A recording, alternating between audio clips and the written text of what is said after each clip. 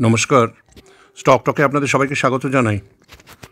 আজকে আমরা জুবিলিয়ান্ট ফুডওয়ার্কস, হিন্দুস্তান এরোনটিক্স আর আরও কিছু শেয়ার সম্বন্ধে, দু একটা শেয়ার সম্বন্ধে একটু কথাবার্তা বলবো বা তাদের সম্বন্ধে আলোচনা করব। তার আগে বলে দিই, কিছুদিন আগে 1 মাস ধরতে পারেন শেয়ার মার্কেটে একটা বিরাট ফল হয়েছিল এবং সেই ফলে কিন্তু প্রচুর লোক ঘাবড়ে গেছিলো। এবং তাতে কি হয়েছিল, অ্যাকচুয়ালি কী ব্যাপারটা হয়েছিল সেটা আপনাদেরকে বলে দিই। FII, ফরেন ইনভেস্টমেন্ট, এই ফরেন ইনভেস্টমেন্ট যদি বেচে দেয়, মাল বেচে দেয়, প্রায় 1,00,000 কোটি টাকার মাল বেচে দিয়েছে। মাল বেচে দেওয়ার ফলে কী হচ্ছে, মার্কেট পড়ে গেছে। মার্কেট পড়ে যাওয়াতে কী হলো, কিছু মানুষ ঘাবড়ে গেল, পুরো ঘাবড়ে গিয়ে তারা কী করলো, মাল বেচে দিল। কিছু অভিজ্ঞ মানুষ যারা অ্যানালিসিস করেন তারা দেখলো যে আমরা যদি মাল বেচে দিই এইভাবে হবে না, কোম্পানির ফান্ডামেন্টালটা কীরকম আছে। তারা দেখলো যে ফান্ডামেন্টাল স্ট্রং আছে, রিজার্ভ ঠিক আছে, ধার কমই আছে, কিন্তু মার্কেটের ভলিটিলিটি বা যে গ্লোবাল যে একটা প্রবলেম চলছে তার উপরেই, তার জন্যই বা FII যে বিক্রি করেছে তার জন্যই মার্কেটটা পড়েছে। সেই মার্কেট আবার আমাদের উঠে যাবে। তাই এই সব ক্ষেত্রে যে মার্কেট যে পড়েছে, কিন্তু সেই মার্কেট আবার উঠবে। মার্কেটের নিয়মটাই তাই, তখনই এরকম উপরে উঠবে, নিচে নামবে, উপরে উঠবে, নিচে নামবে, এর নামই মার্কেট। তো একভাবে যদি মার্কেট এরকমভাবে উঠতে থাকে তাহলে তো মুশকিল, সেই কোম্পানি কতদিন থাকবে, কতটা উঠতে পারবে।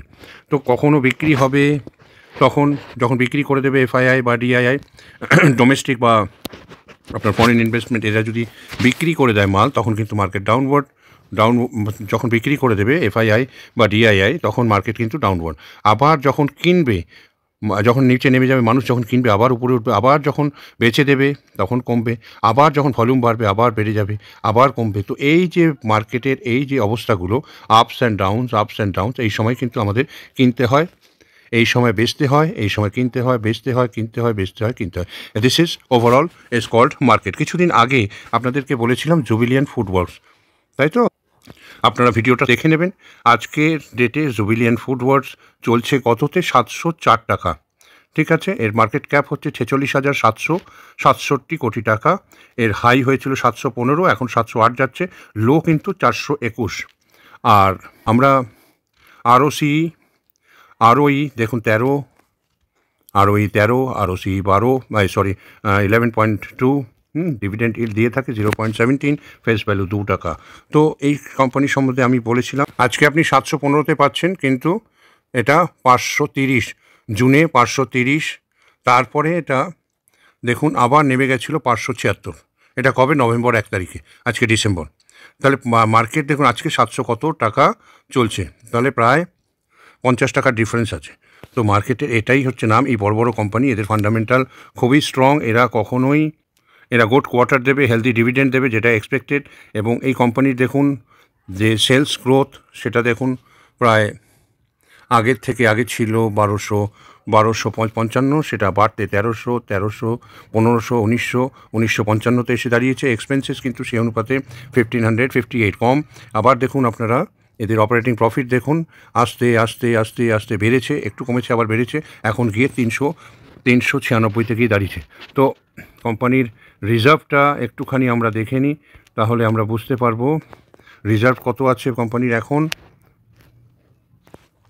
দেখুন রিজার্ভ ছিল 696 একটা সময়, 6-7 বছর আগে। এখন রিজার্ভ বেড়েছে কত, আপনার 2053। একটু বরোয়িংস আছে, বরোয়িংসটা বেড়ে গেছে মাঝখানে, কোম্পানি বিস্তার করেছে, তাই তার কিছু ফল্টও আছে, তার জন্য কোম্পানি বরোয়িংসটা বেড়েছে, কিন্তু সেটা যে খুব মারাত্মক তা নয়।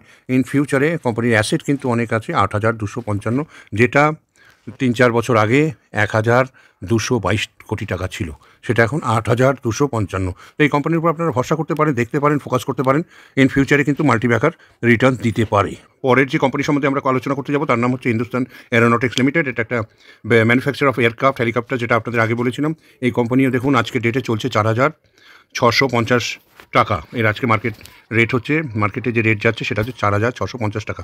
মানুষের হতাশা এসে গেছিলো, মার্কেট ডাউন হয়ে গেছে, কী করবো, বেচে দিই, কিছু টাকা তো পাবো, নাহলে তো আমাদের কিছুই থাকবে না, মানে 1 টাকাও থাকবে না বা 2 টাকাও থাকবে না। তাই আমরা এটাকে বেচে দিই, সেল করে দিয়ে আমরা অ্যাটলিস্ট যা 2,000 পাই, 1,000 পাই, তাতেই আমাদের লাভ।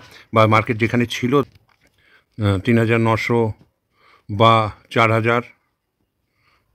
4,000 এখানেই বেচে দিই। তো এটাই কিন্তু মানুষ ভুল করে। মানুষকে ফান্ডামেন্টালটা দেখতে হবে, ফান্ডামেন্টাল দেখে তারপরে সেই কোম্পানির সম্বন্ধে চিন্তাভাবনা করতে হয়। এই কোম্পানির উপর আপনারা, আমি আগেও ভিডিও বানিয়েছি, আপনারা দেখে নিতে পারেন। এই কোম্পানির উপর ফোকাস করতে পারেন। তার কারণ হচ্ছে আজকের ডেটে গ্লোবালি আপনি দেখুন যুদ্ধ কিন্তু তার থামছে না, থামার নয়। তাই আজকে কিন্তু এই কোম্পানির রেট বা এই কোম্পানির যে ডিমান্ড বা পোটেনশিয়ালিটি অনেক বাড়বে। কোম্পানির ফান্ডামেন্টাল আরেকবার দেখিয়ে দিই। 3,11,105 কোটি টাকা হচ্ছে এই কোম্পানির মার্কেট ক্যাপ।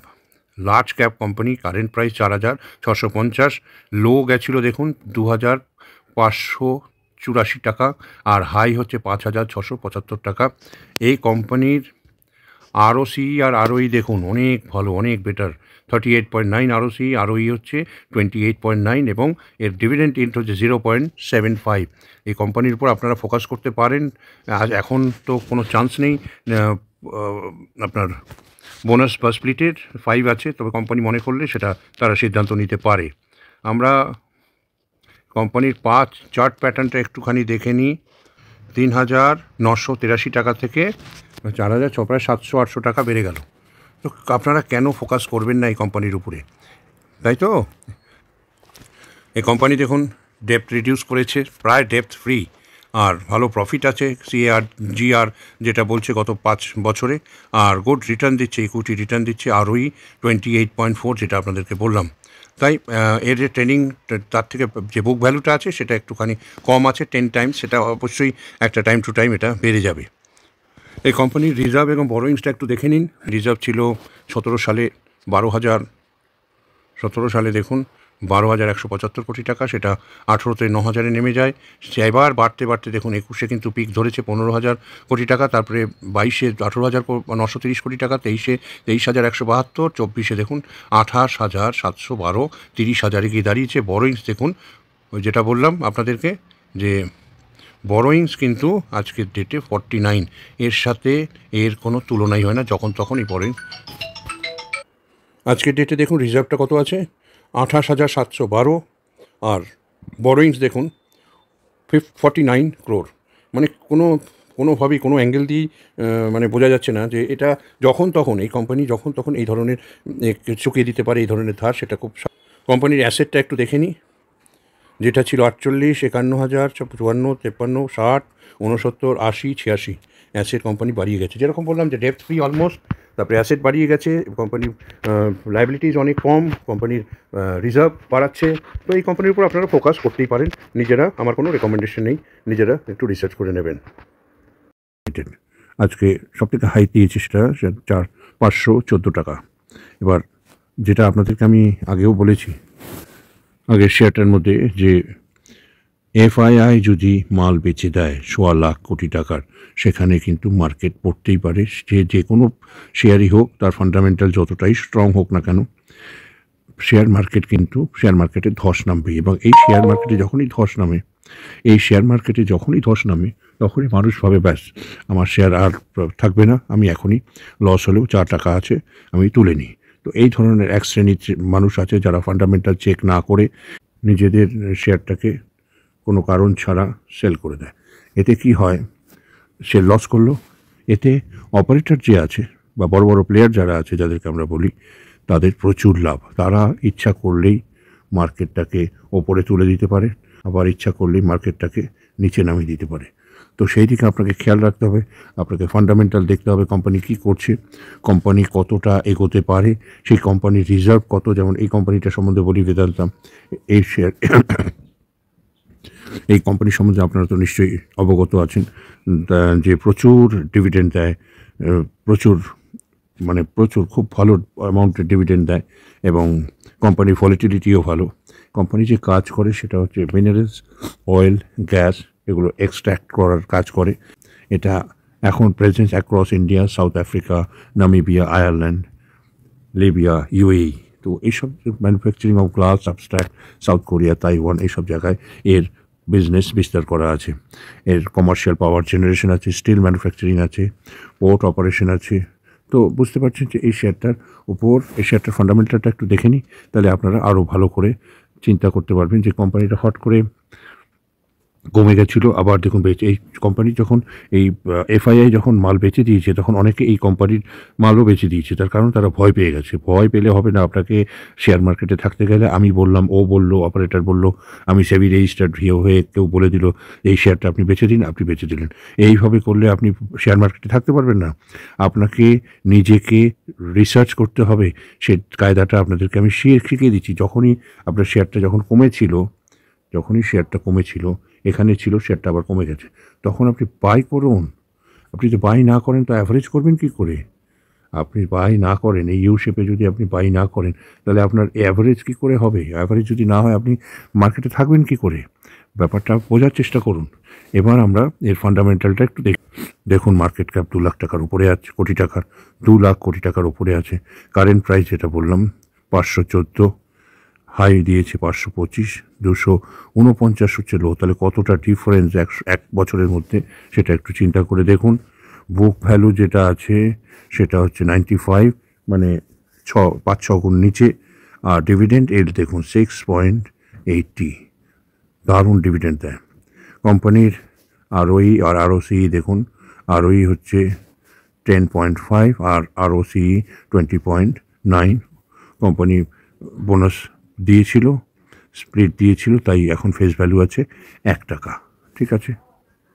কোম্পানির এক মাসে চার্ট প্যাটার্নটা দেখুন। 12ই নভেম্বর ছিল 444 টাকা 75 পয়সা, সেখান থেকে বাড়তে বাড়তে বাড়তে বাড়তে আজকে 514 টাকা 35 পয়সা।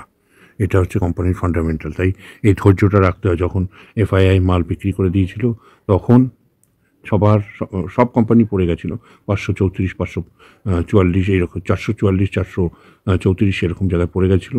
যারা এটাকে ধরে রেখেছে, যারা কিনেছে ফান্ডামেন্টাল দেখে যে না এই কোম্পানি ডুবতে পারে না, তারা আজকে এই আনন্দটা নিতে পারছে। 514, 500-500-500-র উপরে যেটা আছে, বুঝতে কোম্পানি দেখুন এই ছিল, সে 60 করে উপরে চলে গেল। তো সেই দিকটা আপনাদেরকে খেয়াল রাখতে।